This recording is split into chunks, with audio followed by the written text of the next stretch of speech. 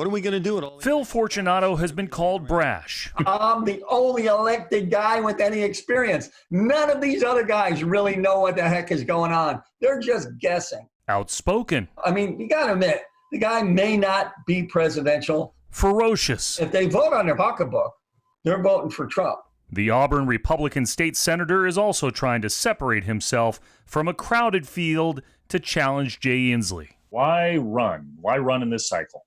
Well, this cycle, I believe, Inslee is the most vulnerable. I mean, the economic crisis is totally his doing. I mean, the COVID stuff dovetails with that, but his handling of COVID is what's causing this economic crisis. He believes Inslee has had an uneven approach to business during the pandemic. You didn't hear about any massive outbreaks of the virus from people going to those large shopping centers. So why in the world did you shut down all the car dealerships? Why did you shut down every retail, non-essential retail person? You could go and buy baby clothes in Walmart, but you couldn't go buy baby clothes in Sharon's baby clothes store. But to your point, some of the decisions he's made have been made in other states across the country, in Republican-run states like Ohio. There were also closures there. Well, let me ask you this.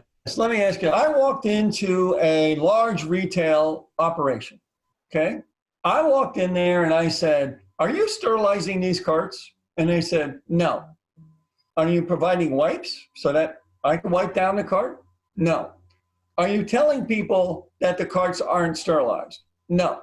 I left. I'm an intelligent person. Nobody wants to get this virus. You have to trust the people to be able to make the right decisions. Fortunato, I am afraid to run out of ammo. who has made waves in the past for his passion for the Second Amendment, also says he wants to re-envision state transportation spending. He also believes Seattle is the antithesis of the model for an approach to homelessness. People camp on the sidewalk. There's needles and all this stuff, and it's a filthy, dirty place.